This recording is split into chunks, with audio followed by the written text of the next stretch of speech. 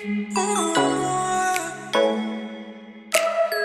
Sahara, masih balik lagi sama Sora di part kedua. Masih bersama-sama Korendi Pudo, ya teman Sora yang jadi astrologer. Kita akan nanya-nanya sama dia. Sudah ada pertanyaan dari netizen Budiman yang akan ditanyain sama Kofudo, ya. Oke, kita langsung aja Ko ya. Pertanyaan pertama. Ini pertanyaan unyu banget nih. Dia bilang, kenapa Virgo itu cantik banget? Hah? Ada nggak sih kok zodiak yang zodiak apa yang ada nggak sih sebenarnya yang kayak Virgo cantik, Gemini apa gitu? Gue yakin yang nanya sebenarnya zodiaknya Virgo. Terus itu karena cantik itu nanya begitu. Ada nggak kok kecenderungan zodiak apa terus cantik atau ganteng gitu? Jujur ya, kalau zodiak yang kayak selebriti ada. Oh, itu ada. Leo. Itu Leo. Leonya harus ada di mana dulu? Harus di Sun. Ya sansanya Leo. Sun sign-nya ya. Sun sign-nya Leo. Berarti zodiak utamanya di Sun-nya harus ada Leonya. Kalau dia di Leo itu berarti dia selebriti. Kemungkinan mentalnya selebriti. Jadi dia tidak jadi selebriti pun orang-orang tuh datang ke dia. Ih, mau dong jadi Leo. Gitu ya. Aura artis ya. Aura artisnya. Jadi menarik ya. Dirimu mau jadi artis atau enggak pun tetap orang-orang tertarik. Kenapa sih kok? Kenapa Leo? Leo itu secara pola memang kayak dia kan simbolnya kan matahari ya, menyinari semua orang. Orang kan tertarik dengan yang terang-terang ya. Jadi otomatis maksudnya di bawah pengaruh Sun juga. Iya. Jadi emang kebetulan orang yang Leo itu kan rulernya kan Sun, rulernya kan matahari. Jadi otomatis dia tuh kayak penerang semuanya. Makanya itu orang-orang tertarik sama yang dia udah glowing. Sudah glowing. Oke, Leo. Kasarnya begitu. Tapi kalau ditanya apakah yang karismanya bagus, ini agak teknis ya. Ada Venus di house 1. Oke, cek dulu ada Venus gak di house 1. Gitu, kalau lagi nih deh, rising sign-mu apa? Nah, Venusnya mesti sama dengan rising sign-nya.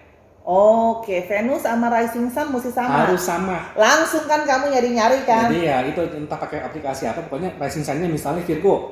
Nah, kalau Venusnya juga ada di Virgo, ya itu benar. Kayaknya aku nggak ada. Jadi kayak itu sebenarnya kan kayak karismanya kan kenceng banget. Jadi kelihatan. Jadi sejelek apapun mau gendut mau apa tetap orang-orang akan demen. Ada kok. Iya. Ada. Ada nggak kok public figure yang mungkin kita tahu ya, mungkin bule-bule aja ya? Angelina Jolie itu Leo? Enggak, tapi Venusnya di rising sign-nya dia. Pantesan Angelina Jolie juga kalaupun dia pakai kaos ya. Dia kayak pakai kaos, sekarang dia tuh udah kayak tulang banget, udah kurus banget, tetap aja orang demen kan ya? Angelina Jolie yes. Dan dia cantik sih. Maksudnya dia menarik ya, walaupun dia sempat kurus, sempat sakit gitu ya. Ya, Sahara juga carilah teman-teman yang udah ada jam lahir segala macam, lihat aja kalau rising sign-nya juga sama dengan posisi Venusnya, lu tanyain aja, pasti lu playboy ya. Banyak aja yang demen. Ya, aku nggak punya itu. Banyak aja yang demen gitu loh, entah gimana gitu. Oke, terus dia nanya, keuangan Gemini di tahun ini. Gue mesti lihat dulu.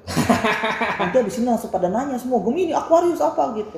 Gemini di tahun ini, keuangannya di tahun ini. Oke, Gemini di tahun ini, keuangannya kan kalau Gemini kan zodiak yang banyak, yang istilahnya itu jualannya tuh mendapat rezekinya salah satunya dengan cara berbicara, ngomong ke orang.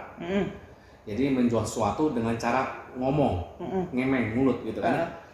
Keuangannya secara ini bagus kalau jualannya yang berkaitan dengan produk-produk teknologi. Ya, produk-produk teknologi. Ngecap teknologi, ngecap yang berhubungan sama spiritual dan supranatural. Sama ngecap yang berhubungan teknologi di sini berarti termasuk ini ya, termasuk ya kripto, NFT gitu-gitu yang metaverse, apapun namanya.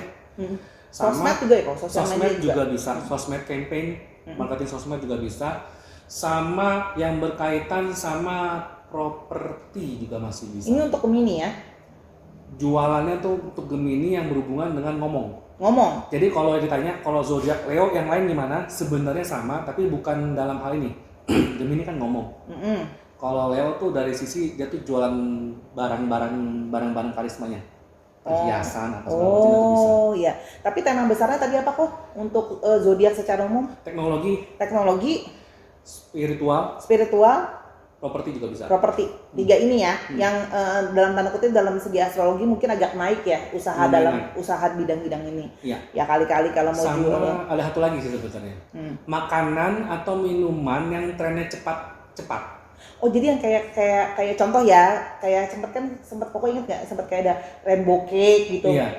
Rainbow cake 2-3 bulan selesai, ganti lagi. Cappuccino cincau 2-3 bulan selesai, turun lagi. Oke, ya. Yang cepat lah umurnya lah. Oke, jadi cuma yang tren short trend ya. Jadi kamu bisa jualan yang ini trennya sebentar-sebentar nih, tapi makanan dan minuman ya. Iya. Oh, khusus buat itu. Oke, tuh ingetin tuh ya, jangan lupa diulang lagi kalau emang tadi kita ngomongnya kecepatan. Oke, terus katanya dia cocok tidaknya pasangan dalam astrologi apa bisa ditentukan hanya dari sun zodiak saja? Tidak. Secara sederhananya, gimana Om? Secara sederhananya kita nggak bisa melihat nih pasangan cocok atau enggak. Tapi kalau kita mau ambil jalur populer, kita ambil zodiak oposisinya atau zodiak 6 zodiak setelahnya. Jadi zodiak berlawanannya itu kita ambil itu. Supaya bisa saling melengkapi guys. Betul. Oke. Ambil zodiak berlawanannya. Kalau kan cuma satu, tidak. Kan ingat kan yang tadi ada zodiak sun sign-nya, ada moon sign-nya, ada rising sign-nya. Nah cari lawannya nih semua nih. Nah itu. Oke, tapi guys daripada pusing pala paling enak sebenarnya kok bisa kelihatan kan kok ya kalau ya udah ke astrologer gitu ya, langsung aja kasih data dua-duanya, nanti dia yang nyocokin. Iya, nanti akan kelihatan nih ketika dicocokin cocok apa peluangnya apa, kendalanya apa aja. Oh tapi berarti artinya potensi untuk dibikin work juga bisa ya kok, walaupun nggak cocok nanti pasti dikasih tahu caranya ya. Kita ngomongnya namanya sinastri, analisa sinastri. Analisa sinastri. Ya, jadi catnya si kamu dengan catnya si dia digabungkan, kemudian kita analisa nih kalian berdua nih peluangnya ini apa aja, sisi bagusnya apa aja, sama tantangannya apa aja. Jadi gini selalu ada solusi ya kok ya, maksudnya jadi jangan kayaknya aku ngerasa kurang tepat kalau kita hanya selalu menyalahkan bahwa Aries sama si ini nggak cocok. Tunggu dulu, nggak bisa kayak gitu, complicated, it's more than that gitu. Karena natal chart itu dibaca keseluruhan ya kok gitu. Jadi nggak bisa cuma dari satu aspek gitu. Jadi jangan karena banyak ya cocokologi juga kan. Terlalu kalau zodiaknya beda langsung kan gitu. Sering ada gosip-gosip nih, misalnya contohnya ini jangan sama Libra terlalu banyak pertimbangan ya. Nggak bisa ngomong kayak gitu, kamu harus lihat secara menyeluruh. Jadi makanya kalau udah ada pasangan yang diseriusin bolehlah kalau menurut Sora ke astrologer buat jelas gitu di mana lihatnya. Jadi jangan cocokologi cuman gara-gara Libra terlalu banyak pertimbangan. Padahal Libra tuh orang yang paling nggak bisa sendirian loh. Tuh iya, banyak pertimbangan, tentunya Libranya adanya Libranya adanya bukan di risingnya kok. Jadi bocorannya orang yang pacaran Libra kemungkinan besar itu susah move on. Tuh, ayo Libra. Emang sih mungkin. Tapi aku juga bucin. Emang sih banyak pertimbangan, tapi Libra tuh nggak bisa sendirian. Libra nggak bisa sendirian. Harus selalu ada orang. Hai para Libra di luar sana, mana suaranya? Apakah betul? Tulis di komentar bawah. Bisa begitu. Oke. Terus ini pertanyaannya Sahara banget ya, bagaimana caranya membaca bintang malam? Cara membaca bintang malam? Beli teleskop. Ini astrologer, bukan astronomi. Beda ya. Astronomi sama astrologi beda ya kok. Iya. Kalau bintang malam teleskop Pak. Ya, ini astrologer, lihat posisi planet, bukan pakai teleskop, mohon maaf. Terus ini pertanyaannya teknis ya. Aduh, kalau punya Saturn dan Pluto di Scorpio, rumah ke-8, artinya apa? Apakah artinya punya intuisi tinggi? Ini teknis banget sih. Ini, kalau orang biasa atau astrologer yang mungkin masih agak baru belajar, dia akan ngomong intuisinya tinggi. Tapi dia akan ngomong intuisinya tinggi karena ya apalagi di Scorpio kan house 8 yang artinya dia tuh bisa ngekorek rahasia terdalam orang. Jadi intuisinya tuh bukan karena intuisi meledak feeling dia tahu, tapi karena dia tuh mempelajari dulu nih orang gimana. Itu benar. Tapi kalau buat orang yang astrologer yang sudah belajar, dia akan nanya, ini orang lahirnya di siang hari atau di malam hari. Kalau di siang hari, kalau di siang hari, intuisinya kemungkinan tinggi. Kalau di malam hari, intuisinya sebenarnya mungkin nggak tinggi, tapi dia terlalu curigaan, terlalu posesif. Intuisi tingginya itu dalam arti konotasi negatif. Oh, oke. Tergantung nih dia lahir di siang hari atau di malam hari. Ada art itunya. Wah, sampai segitunya. Iya. Oh. Agak beda nih kalau siang mungkin bisa benar kita ngomong intuisinya tinggi dalam arti netral ya. Tapi kalau dia lahirnya quote unquote malam hari, kemungkinan besar dia lebih banyak curiganya, lebih banyak paranoidnya ketimbang intuisinya tinggi. Kayaknya saya ada kayak gininya nih, makanya paranoid. Saya mesti nanya masih Koko di sini ya. Oke, itu kira-kira. Terus ada korelasi full moon atau new moon ke spiritualitas kita nggak sih? Dan bisa ngefek ke sakit di badan nggak sih? Yes, ada. Oh, mungkin dijelasin secara singkat aja kok. Kita biar gampang. Ketika kita bulan purnama, laut pasangnya naik, air laut naik. Berarti kan kena gravitasi bulan ya. Di astrologi, ketika full moon, darah kita lebih encer daripada biasanya. Darah beneran nih. Kan manusia kan 80% air ya. Itu darah kita tuh lebih encer. Makanya ketika full moon orang katanya clean, bermeditasi segala macam itu lebih lancar, intuisi lebih tinggi. Ya iyalah, karena darah kita aliran darahnya tuh lebih lancar ketika full moon. Ketimbang new moon. New moon kan memang darah kita kan balik lebih kental. Oh, justru kebalikannya. Arti teknisnya ya, lebih kental. Jadi ketika kita new moon, mungkin buat orang yang suka bermeditasi, mungkin meditasinya itu lebih ke meditasi yang refreshing, yang relaksasi. Tapi kalau ketika full moon, bulan purnama, meditasi untuk mencari tahu. Itu kita tinggi soalnya. Oke. Tuh ya guys. Perbedaan mendasar perhitungan zodiak versus Shio. Mohon maaf ini. Perbedaan mendasar, gini. Kalau zodiak, zodiak itu tuh berdasarkan pertimbangan beberapa planet. Yang gua tahu ya. Maaf kalau buat yang Shio mungkin gua ada yang salah. Tapi kalau untuk yang zodiak astrologi barat dan konotasi astrologi barat, kita tuh berdasarkan planet ya biasalah matahari, bulan, kemudian Merkurius, Venus, Jupiter, Saturnus, Uranus, Neptunus, Pluto. Dalam tata surya, planet-planet dalam tata surya. Kalau Shio, mohon maaf ya, ini kan bukan. Ini mungkin gue bisa salah, koreksi aja. Mereka fokus ke perputaran planet Jupiter tok sama Saturn. Oke, kalau Shio kemungkinan Jupiter dan Saturnus aja. Tapi kalau astrologi semua planet tata surya ya. Tapi boleh dikoreksi kalau merasa itu di kolom komentar ya. Terus ini udah tinggal dikit lagi kok. Kalau ada fenomena aurora, itu ada makna apa ya? Aurora tuh yang warna-warna itu kan? Warna-warni ketika kita ngeliat di kutub itu artinya fenomena sinar matahari dipedarin di sana. Udah itu doang. Nggak ada efeknya ke kita kok dalam segi astrologi. Kalau secara astrologi sebenarnya tidak ada catatan yang seperti itu.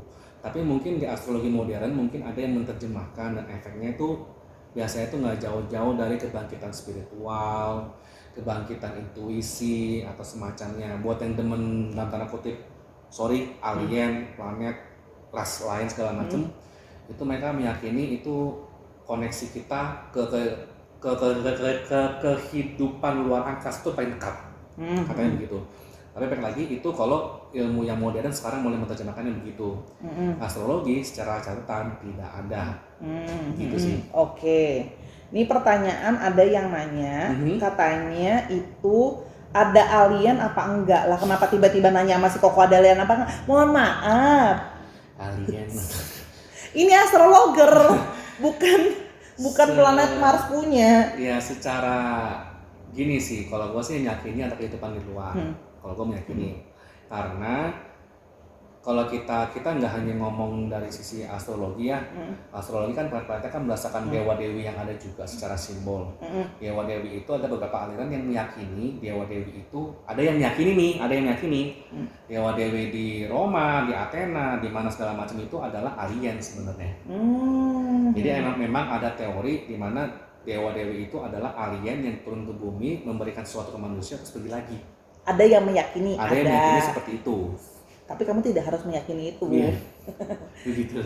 Koko ini terakhir dari Sora sih. Kemarin Sora dapat dari salah satu teman, dia bilang, aku juga udah baru baca sih. Katanya kemarin per 2020 dari Daily Star ada yang bilang katanya ada ditetapkan zodiak baru Ophiuchus.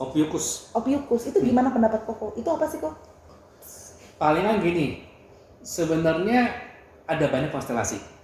Ophiuchus termasuk konstelasi, aku lupa ada beberapa lagi konstelasi. Jadi tuh sekarang tuh sudah ditemukan sekitar 20 plus konstelasi.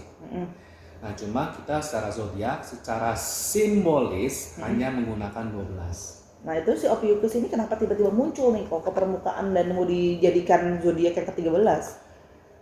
Ada gerakan yang memang untuk menjadikan Ophiuchus zodiak 13. Apakah zodiaknya itu sendiri turasi bintang ada? Ada. Tapi apakah akan digabungkan atau dimasukkan dalam astrologi? Gua rasa sih dalam waktu dekat enggak. Belum ya, karena masih jadi perdebatan satu. Kedua, sudah ada yang mencoba menggabungkan itu menjadi zodiak ke-13 sudah ada. Tapi apakah hasilnya akurat? Tidak. Jadi untuk sementara Ophiuchus kita pending dulu, Say. Pending dulu. Jadi ini baru sekedar wacana mungkin ya. Baru sekedar wacana, ada yang berusaha memasukin, dan tentunya kan tidak hanya sekedar dimasukin kemudian diterima begitu aja kan, dan tentu aja harus diterapin, ada caranya, kemudian diteliti dulu. Oke. Itu dibacanya akurat atau enggak? Berarti ternyata enggak akurat. Astrologer modern dong yang mau melakukan ini. Ada yang mencoba seperti itu, tapi balik lagi sampai sekarang belum ada yang klaim kalau itu akurat. Oke. Itu kira-kira agak berat ya tiba-tiba Sahara ngebahasnya. Oke, Koko sekarang terakhir penutupan dari Sora, tips-tips kalau mau belajar astrologi, apa yang harus kita siapin gitu mungkin. Untuk awal-awal dulu lah ya. Kalau yang disiapin ya. Kalau yang bahasa Indonesia gimana ya? Aduh, kalau yang bahasa Inggris mah gampang. Tapi gini, kalau yang bahasa Indonesia palingan begini sih. Kalau yang bahasa Inggris mah gampang lah, teman-teman mungkin bisa cari gitu ya. Tapi kalau yang bahasa Indonesia palingan apa ya? Sekolah aja udah. Palingan sekolah aja. Sekolah aja guys, cari guru ya yang kamu suka. Cari guru yang disuka, yang dirasa emang itunya bagus. Yang mendingan belajar dari dia lah. Kalau bahasa Inggris rasmi itu gampang banget. Tapi kalau bahasa Indonesia dalam artian gue nggak bisa bahasa Inggris kok, gue nggak bisa ini, gue bisa bahasa Indonesia. Mendingan cari guru. Percaya deh guys, udah bahasa Indonesia ada gurunya aja pala kita sakit. Tapi carilah guru yang memang kamu suka dan memang berkompeten ya, bisa ke Kofudo atau siapapun yang kamu suka. Kita tidak di sini, kita sangat open. Pokoknya siapapun orangnya itu memang kalau kredibel kita harus belajar dari orang tersebut. Dan dalam waktu dekat gue juga emang sekalian ini sih, gue emang lagi proses buat buat astrologi untuk pemula sih. Tapi karena belum jadi, masih dalam proses, jadi kita tunggu ya. Jadi cari guru aja dulu deh. Cari guru dulu sambil kita tunggu. Semoga Kofudo bisa selesain nulis buku untuk astrologi dasar yang dulu. Bahasa Indonesia ya. Bahasa Indonesia yang bahasanya mampu dimengerti ya kok sama orang-orang umum, karena memang astrologi ini ilmu yang bukan susah sih, tapi aspeknya banyak banget. Aspeknya banyak yang dipertimbangin emang banyak. Dan kayaknya kalau salah baca satu bisa salah baca semua ya kok. Iya. Sebenarnya sih dalam baca chart astrologi itu seperti yang gue bilang ke teman-teman dan murid-murid gue juga, di depan tuh kesannya tuh susah banget. Kesannya. Tapi sekali menguasai dasarnya, mau cabang kemana pun bisa. Jadi dengan chart yang sama nih, dengan fondasi yang sama, kita bisa ngeliat kesehatan orang, potensi orang gimana. Jadi ilmu yang menurut aku butuh sih, maksudnya kayak kita ada basisnya juga, jadi kita bisa kayak kalau ada beberapa teman juga bisa nyambungin ke apa namanya, misalnya kayak ada yang nyambungin ke baca tarot, ada yang nyambungin ke yang lain gitu ya, knowledge yang lain juga sih. Jadi menurut aku memang ini tuh penting banget sih sebenarnya ya, cuman memang harus sabar juga belajarnya, Harus sabar, ya. pelan-pelan gitu, jangan nggak bakal apa namanya, jangan terintimidasi, karena jujur aku ngeliat chart itu langsung kayak Itu usaha tidak mengkhianati hasil kok, beneran. Usaha di astrologi itu usaha tidak mengkhianati hasil, karena ya balik lagi gue menggunakan astrologi juga untuk misalnya quote unquote spekulasi kripto dapat dapet. Tapi ingat ya, advance Pak. advance pak. Advance Pak Bu ya, jangan langsung berdasarkan Google Anda ntar nyoba, hasil tidak kami tanggung jawab ya. Jangan nanti modalnya nge-Google gitu kan ya, habis kata Kofudo boleh, ya mohon maaf harus advance. Nanti kalau enggak bye-bye uangnya kan. Mendingan duitnya diinvestasi dulu buat belajar supaya gini loh, supaya kamu tuh jelas ada arah dan tujuannya. Memang ada resources yang umum.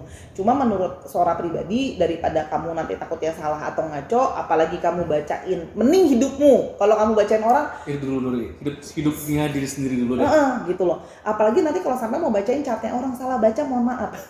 Hidup orang loh. Orang masalahnya. Tapi kan memang nomor satu kita baca chart itu sebenarnya untuk diri kita ya. Iya, di astrologi itu pertama-tama adalah baca chart diri kita sendiri, dan kita tuh sebenarnya tuh bahan penelitian, bahan referensi paling utama tuh diri sendiri.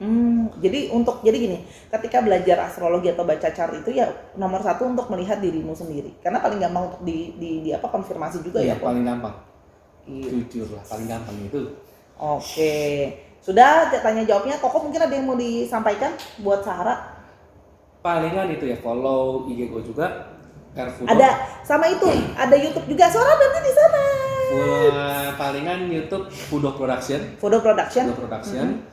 Kemudian untuk akademi gue juga ada, Akademi Mahesa Gantari. Ya, kalau mau belajar, Kofudo ada sekolahnya, ya. Jadi kamu silakan. Nanti boleh juga mungkin kalau mau nanya-nanya, boleh kok DM dulu ya kok ya.